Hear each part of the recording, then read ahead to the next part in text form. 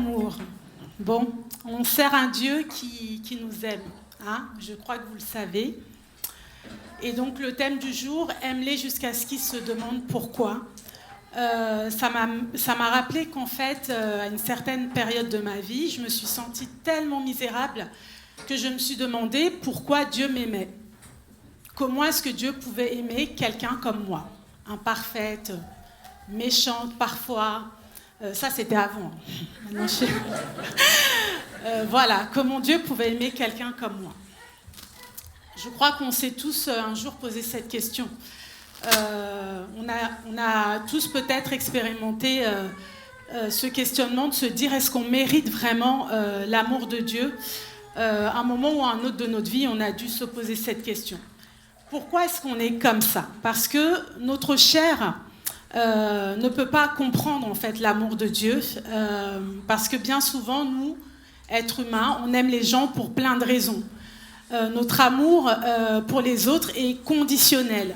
On va aimer une personne parce que elle est belle, parce qu'elle est gentille, parce qu'elle est intéressante, parce que c'est une influenceuse, parce qu'elle est comme moi, elle me ressemble.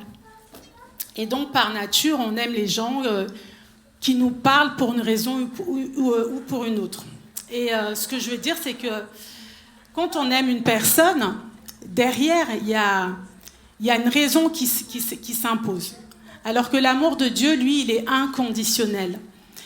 Dieu nous aime aujourd'hui, il nous aimera demain, il nous aimera après-demain de la même façon. Il y a 1 an, il nous aimait. Quand on n'était pas convertis, il nous aimait. Quand on était dans le péché, il nous aimait. Quand on a été sorti du péché, il nous aimait également. Et la révélation de cet amour de Dieu pour nous, ça a été donné par le sacrifice de Christ à la croix. Parce que si Dieu n'avait pas en lui cet amour qu'il avait pour nous, Christ ne serait pas mort. Et la parole nous dit qu'il n'y a pas de plus grand amour que celui d'un homme qui donne sa vie pour un ami. L'amour de Dieu est désintéressé. Il n'a ni début ni fin. Il n'a pas de raison. Il nous aime depuis la fondation du monde et il nous aimera éternellement, et ce, peu importe ce que nous sommes. En fait, Dieu ne peut cesser d'aimer parce que lui-même, il est amour. Dieu est amour, c'est un de ses attributs. Et c'est pourquoi, avant de pouvoir aimer les autres, jusqu'à ce qu'ils se demandent pourquoi, il est indispensable pour nous d'expérimenter l'amour surnaturel de notre Seigneur. Car c'est avec un amour déraisonnable que Dieu nous aime. 1 Jean 3, verset 16 dit « Car Dieu a tant aimé le monde qu'il a donné son Fils unique ». Cet adverbe « tant », en fait, on ne peut pas quantifier. « Tant », ça veut dire à l'infini. Je sais que mes enfants, quand ils se disputent pour donner un nombre, celui qui donnera le nombre le plus fort, celui qui va sortir le joker, l'infini, a gagné. Donc là, Dieu nous aime à l'infini. Il n'y a pas de plus grand amour. Et donc, son amour immense l'a poussé à cet acte incroyable du sacrifice de Christ à la croix. Alors nous, aujourd'hui, on peut se poser la question, comment faire pour aimer d'une manière déraisonnable ? Comment, moi, Ninon, dans ma nature, je peux aimer mon prochain d'une manière qu'ils se disent « mais elle est bizarre, cette fille, pourquoi elle m'aime alors que voilà ?» Et c'est un comportement qui est irrationnel, on ne peut pas l'expliquer. Mais pour ce faire, la première étape pour aimer quelqu'un, c'est de laisser Dieu déverser son amour en nous. Parce que si lui ne nous rend pas capables d'aimer, on ne pourra pas aimer, c'est pas naturel chez l'homme. Et avant d'aimer une autre personne, sans attendre à trouver pourquoi la personne mérite de nous aimer, on va se dire, si Dieu avait attendu que je mérite son amour, est-ce que Christ serait mort à la croix ? Si Dieu avait attendu que je sois assez bien pour mériter qu'il m'aime, est-ce que Christ aurait donné sa vie pour nous ? Si Dieu avait attendu que nous soyons tous des hommes et des femmes parfaits, est-ce que Christ serait mort pour nous ? Pour continuer sur ce partage, je rappelle, hein, le sujet, c'est aimons-les jusqu'à ce qu'ils se demandent pourquoi. Et lorsque Samuel m'a envoyé ce passage, hein, qui n'est pas un verset de la Bible, je me suis posé des questions. Je me suis dit, mais comment le prendre? Quelle tournure donner à cette devise aimons-les jusqu'à ce qu'ils se demandent pourquoi. Et puis, en la considérant, je me suis dit, la personne qui prononce cette parole semble ne pas avoir d'autre moyen que d'utiliser l'amour pour amener les gens à comprendre quelque chose d'important. Il n'y a pas d'autre moyen que de montrer cet amour pour que ces gens se demandent pourquoi et découvrent quelque chose d'important. Puis la deuxième chose, je me suis dit, mais il faut vraiment que cet amour soit vraiment bien différent de l'amour que ces gens connaissent. Parce que sans quoi, ces gens ne seraient pas du tout interpellés par cet amour. Donc, je me suis posé la question, dans quel contexte peut-on rencontrer une telle situation? Un jour, ça peut être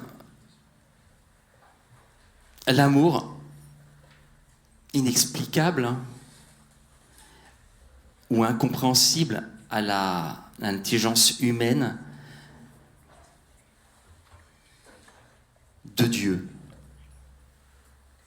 L'amour incompréhensible à l'intelligence humaine de Dieu envers le monde pour amener ce dernier à le chercher, puis à le connaître.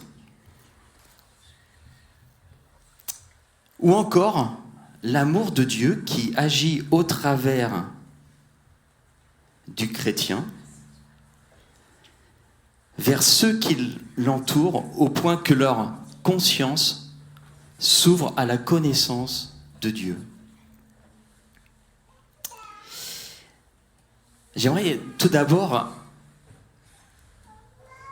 qu'on puisse écouter le témoignage d'une musulmane. C'est un fait que Portes Ouvertes relate dans les pays où les chrétiens sont persécutés. Un jour, j'ai été invité par une amie à une fête de Noël où j'ai entendu parler d'un Dieu vivant qui m'aime. Où j'ai entendu parler d'un Dieu vivant, mais pas simplement ça, qui m'aime. Tel que je suis. Pas simplement d'un Dieu vivant, mais un Dieu vivant qui m'aime, mais pas simplement ça, un Dieu vivant qui m'aime tel que je suis. J'ai lu des histoires de la Bible dans lesquelles j'ai ressenti que Dieu m'aimait infiniment,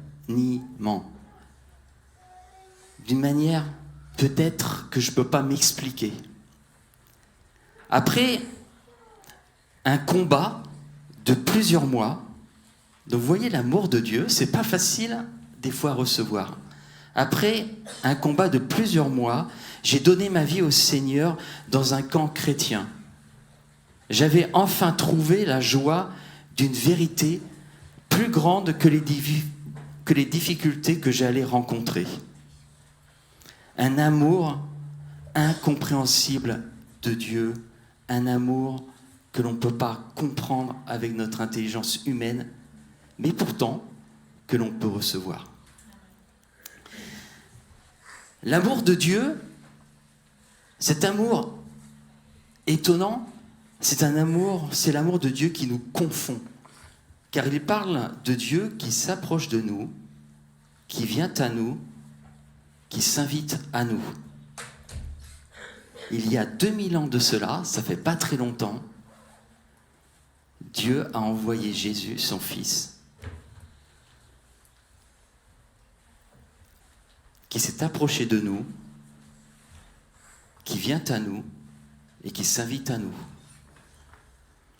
L'amour de Dieu est aussi inexplicable et difficilement inconcevable à notre compréhension, car Dieu a donné son Fils Jésus. Il a envoyé son Fils dans le monde, au milieu d'un monde qui lui était hostile. Un monde qui lui était hostile. Un monde qui n'était pas prêt à recevoir son amour. Un monde qui l'a méprisé et qui l'a rejeté. Vous êtes-vous trouvé dans une situation où vous êtes rentré dans une pièce, vous aviez dans votre cœur la volonté de montrer de l'amour, de la bienveillance, et vous êtes retrouvé au milieu de gens qui étaient hostiles à votre présence et qui refusaient votre présence. Je pense que Jésus, lui, est venu dans ce monde et autour de lui, il a vu des gens qui étaient rebelles à son amour, réfractaires à son amour. Alors je ne sais pas, peut-être que parmi nous, des gens sont dans l'interrogation et n'ont pas encore accepté Jésus et l'amour de Jésus, l'amour de Dieu. Ou alors ça peut être, peut-être que vous vous dites, ah mais moi je ne suis pas réfractaire à l'amour de Dieu, je ne suis pas rebelle à Dieu, je ne suis pas à le rejeter ou même à le mépriser. Mais est-ce que Jésus, quand il est venu sur la terre, il n'a pas trouvé des gens qui l'ignoraient? Peut-être que dans le cœur de quelques-uns, il y a cette volonté d'ignorer l'amour de Dieu. Il est présent, mais on ne l'accepte pas. Mais voilà que Jésus, l'expression parfaite de l'amour de Dieu pour le monde, à ce moment-là, face à cette opposition, cette rébellion vis-à-vis de lui-même, qu'est-ce qu'a fait Jésus? Eh bien, il s'est livré. Lui, il s'est offert en sacrifice pour ceux qu'il côtoyait, qui le rejetaient, qui le méprisaient, qui l'ignoraient. Il y avait parmi eux des religieux qui pensaient connaître l'amour de Dieu au travers de la loi et qui n'ont jamais pu comprendre l'amour de Dieu au travers de la grâce. Jésus est venu, l'amour parfait de Dieu sur la terre, face à un monde qui le méprisait et le rejetait. Et sa seule solution, son acte d'amour, a été de mourir pour ce monde-là. Pour qu'en mourant sur la croix, le monde ne se perde pas, mais soit sauvé. Alors, on a entendu Ninon donner ce verset, car Dieu a tant aimé le monde qu'il a donné. Il a donné son Fils, afin que quiconque croit en lui ne périsse pas, mais qu'il ait la vie éternelle. Alors l'amour de Dieu nous interpelle encore, car il nous questionne afin que nous trouvions le pourquoi. Pourquoi à cet acte d'amour? Pourquoi Dieu a envoyé Jésus mourir sur la croix? Et il y a dans 1 Jean 3, verset 1, ce verset qu'il dit « Voyez combien le Père nous a aimés, pour que nous puissions être appelés enfants de Dieu. Et nous le sommes. » Tout simplement pour que nous puissions être appelés enfants de Dieu. À tous ceux qui croient aujourd'hui, chacun peut dire « Je suis enfant de Dieu ». Amen. Quelle grâce. Dieu n'est pas lointain, Dieu n'est pas impersonnel. Dieu est mon Père et votre Père. Nous avons le même Père. Alors, l'amour de Dieu nous interpelle encore. Parce que cet amour, il est quelque part. Il est bien entendu dans le cœur de Dieu, mais pas seulement. L'amour de Dieu demeure dans le chrétien en vue d'être partagé autour de nous. Incroyable. Avant, je ne connaissais pas Dieu et je n'avais pas l'amour de Dieu dans mon cœur. Maintenant que je connais Dieu, Dieu a placé dans mon cœur, dans vos cœurs, son amour afin qu'il soit partagé. Dans 1 Jean 4, verset 16, il est dit ceci, « Et nous connaissons l'amour que Dieu a pour nous, et nous l'avons cru. Dieu est amour, celui qui demeure dans son amour, donc c'est pour nous, demeure en Dieu, et Dieu demeure en lui. Nous demeurons dans l'amour de Dieu, l'amour de Dieu est en nous. » Alors,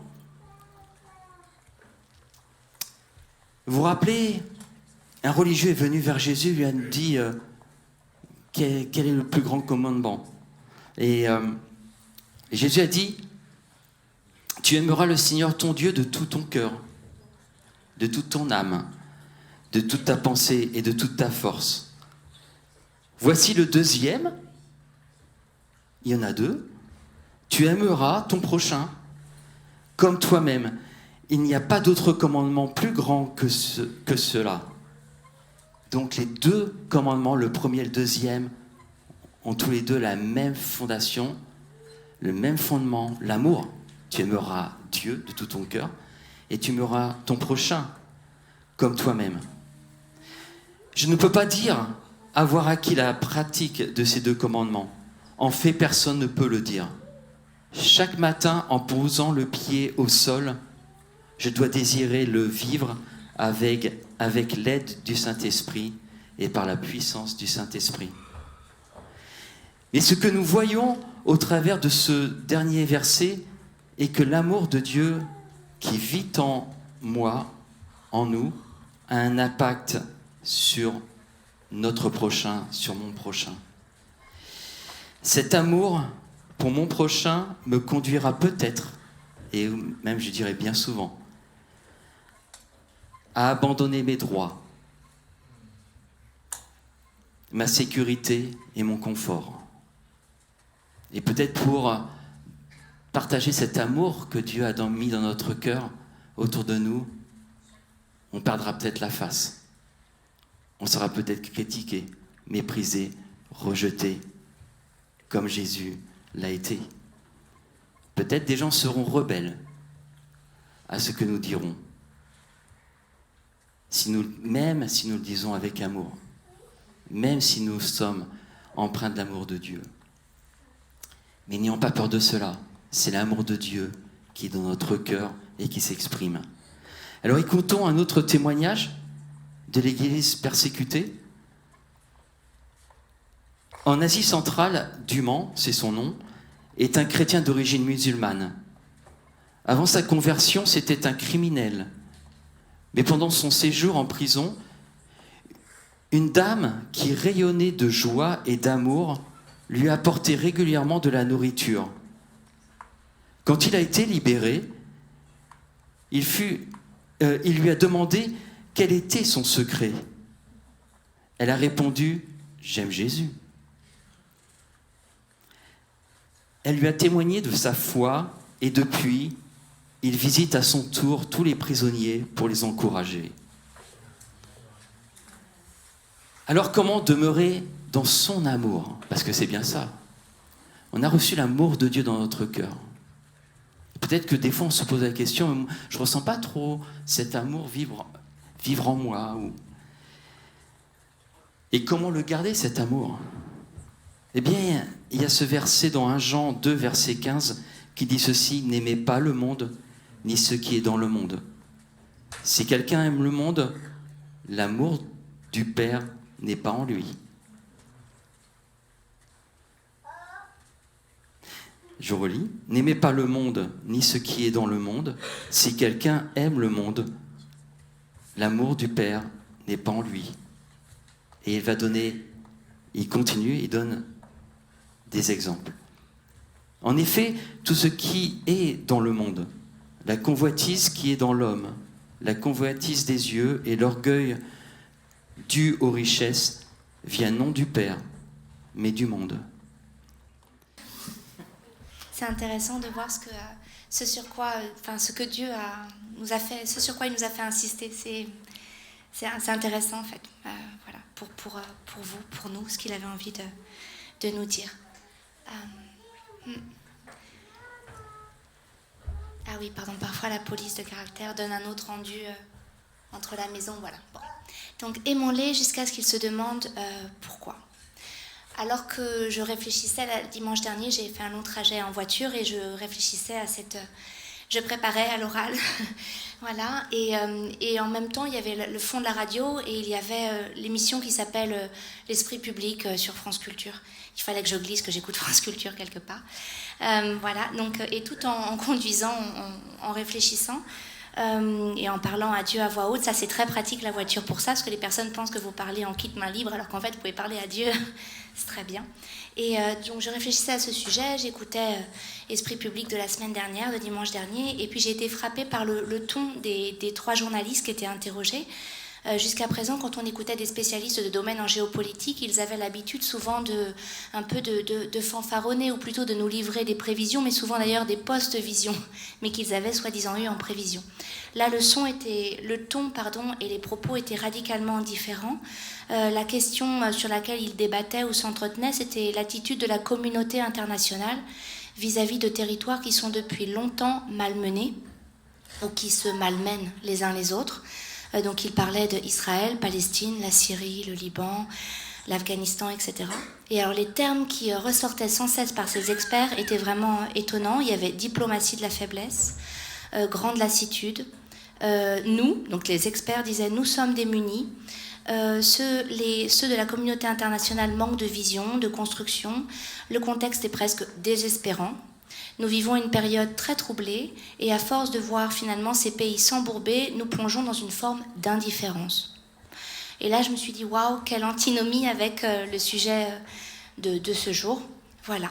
Donc, aimons-les jusqu'à ce qu'ils se demandent pourquoi. Alors, comme l'a dit Thierry, ce n'est pas une citation extraite de la Bible, mais le aimons-les, c'est une exhortation mutuelle entre nous, enfants de Dieu, vivant dans le monde d'aujourd'hui. Aimons-les. C'est une exhortation qui n'est pas sans rappeler le second commandement de Dieu et de Jésus. Tu aimeras ton prochain comme toi-même, donc déjà prononcé par Dieu dans Lévitique 19-18b, puis repris par Jésus. Voici le deuxième, tu aimeras ton prochain comme toi-même. Tu aimeras ton prochain comme toi-même. Donc de cela, nous pouvons d'ores et déjà déduire que aimons-les jusqu'à ce qu'ils, donc ce les, ce ils, c'est notre prochain. Mais plus particulièrement, c'est notre prochain qui ne sait pas encore que Dieu l'aime, qui ignore le Jean 3,16. Oui, voilà, le célèbre et répété, en effet, Dieu a tant aimé le monde qu'il a donné son Fils unique, etc.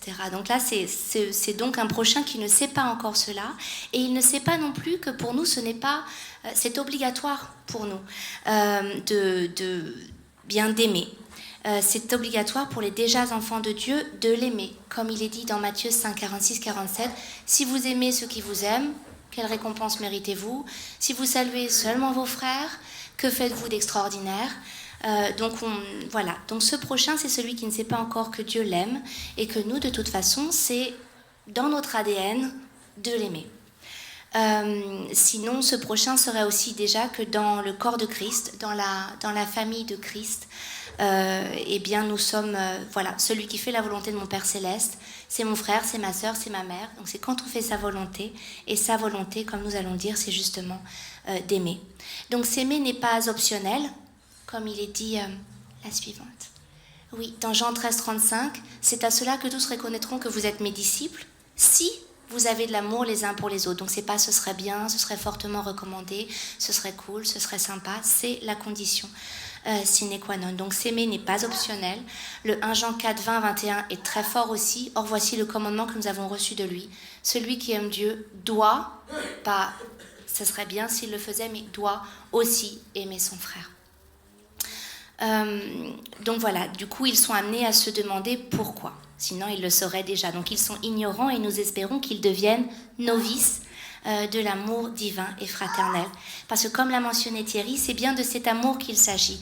Il ne s'agit pas d'un amour sirupeux, d'un amour selon mon humeur, mais il s'agit bien de celui qui découle, second commandement, de notre amour individuel entre Dieu et nous. Premier commandement, je veux bien la suivante. Ouais. Voilà, donc on voit bien voilà, le second découle obligatoirement du premier qui découle de notre relation avec Dieu. Aimons-les plus jusqu'à. On a le jusqu'à. Jusqu'à, c'est temporel, jusqu'au moment où, mais c'est aussi quantitatif, jusqu'au niveau où, le fameux temps, il a tant aimé le monde. Donc ce n'est pas un amour sirupeux qui reposerait sur mes forces, mes desiderata, ma compréhension et mon incompréhension de ce qu'est l'amour, où je projetterai en fait sur l'autre ce que je pense être l'amour qu'en général j'apprécie. Là, cet amour-là ne trompe personne, ne marque pas, ne fait pas illusion, ni pour Dieu, ni pour nous-mêmes, ni pour les autres, ni pour les ténèbres d'ailleurs. Donc moi, quand j'ai lu ce sujet, mon âme a été la première à réagir. J'ai dit, oh là là, ok, pourquoi j'ai dit oui? Parce que j'ai d'abord dit oui et après j'ai eu le sujet. Donc, et j'ai fait, ah, ok, bon, je vais pas mentir, Seigneur, je vais pas dire que je suis pas là. J'ai dit, j'ai pensé tout de suite, je ne suis pas légitime pour parler là-dessus, je vais franchement failloter, je vais parler d'amour et je n'en suis pas à là. Ce serait hypocrite de ma part. Réponse du Saint-Esprit, tu as été conçu, c'est la suivante. Tu as été conçu à l'image et à la ressemblance de ton Dieu, donc, je finis, c'est bel et bien faisable. Voilà. Les aimer, c'est leur apporter l'amour de Dieu de la manière dont seul Dieu sait que cela les touchera. Si moi je projette mon amour, je peux passer à côté, je peux faire un carnage, une offense profonde, je peux offenser. Mais si je l'aime comme Dieu sait, comme Dieu me dit de l'aimer, parce qu'il connaît son enfant, comme il est dit ensuite, Jérémie 1, 5a, avant de te former dans le ventre de ta mère, je te connaissais. C'était valable pour Jérémie, c'est valable pour nous, c'est valable pour toute créature et enfant en devenir de Dieu. Voilà, donc ainsi, nulle offense, nulle projection humaine, mais la révélation de son amour. Et cette révélation, c'est celle-là qui sauve et celle qui restaure, et pas mon envie de jouer à la bonne chrétienne. Une condition s'impose donc, pour cela que moi, déjà enfant de Dieu, j'embrasse l'amour de Dieu, et que je puisse entendre son amour qu'il est pour moi, qu'il a pour moi, et là ensuite que je puisse, de la même manière que c'est une transmission de grâce, une transmission d'amour. Donc aimons-les comment? Est-ce que vous avez des idées sur comment on peut aimer concrètement, pas par des paroles simplement, mais concrètement comment on peut aimer son prochain? En priant pour lui, très bien. Je cite Jérémie 29, 7. Est-ce que c'est la suivante? J'ai pas fait ça, c'est pas grave. Jérémie 29, 7. Recherchez le bien de la ville où je vous ai mené en captivité, donc même quand vous n'êtes pas en situation favorable, et priez l'Éternel en sa faveur, l'intercession, parce que votre bonheur dépend du sien. Encore une fois, ce n'est pas optionnel. Autre moyen de montrer l'amour de Dieu? En l'aidant. Ok. Donc par notre soutien, service financier, concret. La religion pure et sans tache, Jacques 1, 27, la première partie, Jacques 1, 27. La religion pure et sans tache devant Dieu notre Père consiste à visiter les orphelins et les veuves dans leurs afflictions. D'ailleurs, Jésus a montré l'exemple constamment. Alors qu'il était Dieu sur terre et qu'il avait un message précis et un ministère qu'il sentait bref, il a toujours pris le temps de nourrir physiquement la foule avant de partager la bonne nouvelle. Il a pris le temps, même harassé, en plein cagnard, d'aller rendre de nouveau légitime la Samaritaine. Il a toujours su faire preuve de douceur envers les bannis de la société, y compris les femmes prostituées, etc. Donc il a su faire le jusqu'à d'abondance. D'ailleurs, le terme d'abondance, autant le terme gentil, sympa, cool ne sont pas des termes bibliques. Par contre, le jusqu'à et l'abondance, c'est très biblique. Donc le jusqu'à, ce qu'on appelle the extra mile, on va faire le kilomètre et demi de plus, c'est valable pour nous aussi. par l'intercession, par le soutien concret, par notre attitude. Jean 13, 35, c'est à cela qu'ils reconnaîtront que vous êtes mes disciples, à l'amour que vous aurez, l'amour sincère entre vous. Et puis bien sûr par notre partage de l'évangile, comme Matthieu 28, 19 et 20. Donc allez et faites des disciples, et baptisez au nom du Père, du Fils, et en partageant cette bonne nouvelle que vous avez vous-même reçue. Et aussi par le soin pastoral, donc soit parce qu'on est pasteur, soit parce qu'on est à même d'apporter ce soin pastoral. Jean 21, 15 à 19, je vous le cite simplement. Et bien sûr, il y a ce qu'il ne faut pas faire pour les aimer jusqu'à ce qu'ils se demandent pourquoi, sinon ils vont nous fuir. Eh bien, c'est l'absence de leçons légalistes, comme les religieux, les races de vipères, ayant été les plus insultés par Jésus, au sépulcre blanchi, etc. Nous abstenir de juger, car nous serons jugés comme nous jugeons. De non-pardon, parce que ça, c'est radicalement antithétique. Voilà, jusqu'à ce qu'ils se demandent pourquoi. Comme l'a dit Thierry, parfois nous en aurons le retour, parfois nous aurons la possibilité de voir le retour, parfois la personne dira « je me suis demandé pourquoi et je te le dis ». Et parfois, nous n'en saurons rien, soit parce que nous ne serons plus de ce monde au moment où la personne en fera quelque chose, soit parce qu'elle sera loin de notre vue, soit parce qu'au moment où nous sommes sur le chemin de vie de cette personne, nous sommes une des personnes, un des maillons qui va lui parler que Dieu l'aime inconditionnellement. Elle ne sera pas encore prête à s'abandonner à Christ, parce que parfois on aime bien l'image christique, mais de là à capituler et pour toujours, il y a une étape. Il y a du temps. Donc nous ne le saurons peut-être jamais que l'amour de Dieu manifesté au travers de nous a permis à telle ou telle personne de se demander pourquoi. N'en soyons pas découragés.